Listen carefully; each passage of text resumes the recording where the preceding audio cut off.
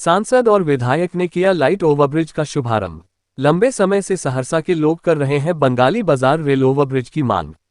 अभी तक यह मांग नहीं हुआ पूरा, लेकिन आज सहरसा के लोगों को मिला लाइट ओवरब्रिज।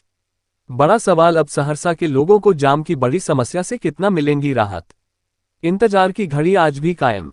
खबर सहरसा से है, जहां गंगजला रेलवे क्रॉसिंग पर 3 करोड़ 90 लाख की लागत से निर्माण किया गया लाइट ओवरब्रिज का आज से शुभारंभ हुआ है। नवनिर्मित लाइट ओवरब्रिज का उद्घाटन जेडीयू सांसद दिनेश चंद्र यादव और बीजेपी विधायक आलोक रंजन झा ने सम्मिलित रूप से फीता काटकर किया। इस मौके पर रेलवे के कई अधिकारी और स्थानीय लोग उपस्थित रहे।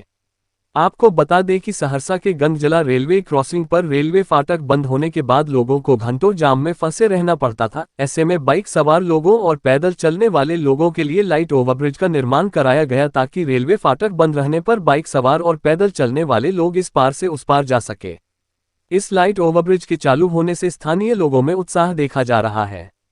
वहीं मौके पर मौजूद सांसद दिनेश चंद्र यादव और विधायक आलोक रंजन झा ने इसके लिए देश के प्रधानमंत्री नरेंद्र मोदी और रेल मंत्री का आभार जताते हुए कहा कि रेलवे क्रॉसिंग पर जाम में खड़े रहने वाले लोगों को तत्कालीन इस लाइट ओवरब्रिज का फायदा मिलेगा। उन्होंने कहा कि शहर के बंगाली बाजार रेलवे क्रॉसिंग पर प्रस्तावित रेल ओवरब्रिज निर्माण की प्रक्रिया भी हो रही, जल्द ही उसका टेंडर होगा। देखिए, लोगों को तो दिक्कत थी ही और अभी भी दिक्कत है, लेकिन उस दिक्कत में कुछ सहूलियत जो मिली है या कम नहीं है और अंतिम भी नहीं है। आज लाइट ओवर ब्रिज का उद्घाटन हुआ है। सभी लोग, हम लोग, आलोक जी वगैरह सभी साथी मिलके इसका किए।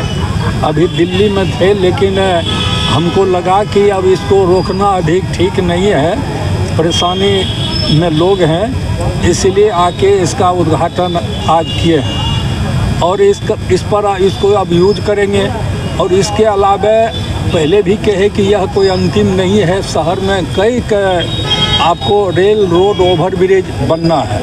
अभी एक पेंडिंग जो है उस पर भी संवेदक वगैरह आए थे, लेकिन उसका निदान नहीं हुआ, तो फिर शॉर्ट नोटिस पर टेंडर हुआ है। अब देखते हैं कि आगे कोई लोग आते हैं, आएंगे तो फिर काम होगा।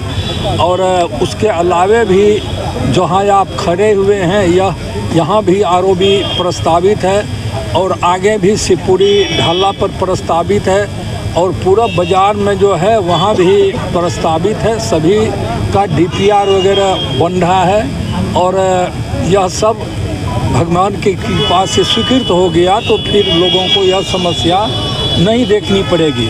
उसके अलावा सहरसा के लिए जो पुराने लोग हैं, जो पहले देखे होंगे, छोटा सा स्टेशन था, छोटी रेल लाइन की गाड़ी चलती थी, उस पर आसमान धरती का फर्क हो गया।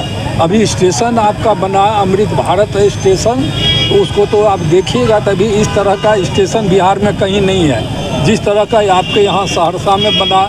और यार्ड रिमॉडलिंग का भी काम स्वीकृत है, 160 करोड़ रुपया। उसके लिए भी कई रेल लाइन बिछेगी और अन्य सारी सुविधा यहाँ आएगी।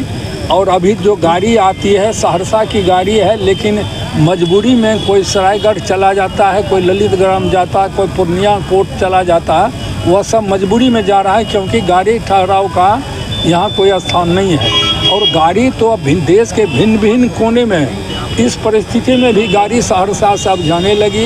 जो लोगों की मन की इच्छा थी वह सब पूरा आज के दिन में हो गया और यह अंतिम नहीं है। और अब तो एक स्टेशन जो बना, उसके अलावे भी आपको वंदे भारत ट्रेन वगैरह भी हम आग्रह किए हैं कि पूर्णिया कोट से पटना तक एक वंदे भारत ट्रेन दीजिए, सहरसा से दिल्ली तक भी वंदे भारत ट्रेन दीजिए। और रात्रिकालीन गाड़ी जो है, यहाँ के लोगों की परेशानी है, उसके लिए व्यक्तिगत रूप से हमने रेल मंत्री से आग्रह किया है कि आप इसको कोई व्यवस्था सहरसा के लिए ज़रूर कराइए। और लोग बहुत परेशानी में है, वहाँ 4 बजे शाम के बाद कब तक का गारंटी कोई नहीं देगा। आप हमसे आग्रह करते हैं, आपसे हम, कि आप ही टेंडर डलवा दीजिए तो तुरंत शुरू हो जाएगा।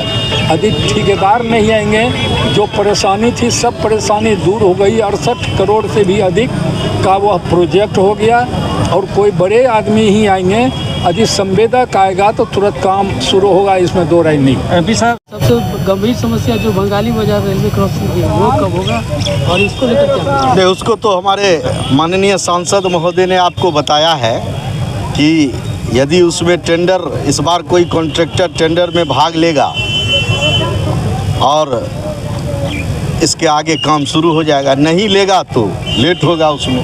ये तो स्पष्ट बताएं, सरकार के तरफ से कोई बाधा नहीं है, सारी समस्या का समाधान कर दिया गया है। इसलिए ब्रिज से लोगों को क्या क्या सुविधा? देखिए, बहुत आज जो यह लाइट ओवर ब्रिज का जिसका उद्घाटन हमारे माननीय सांसद महोदय ने किया है, ये सहरसा के लिए ऐतिहासिक दिन है। बहुत कठिनाइयाँ हम लोगों को यहाँ पर, चूँकि ज़्यादा जनसंख्या होने के कारण यहाँ के लोगों को यातायात में काफ़ी कठिनाई होती थी।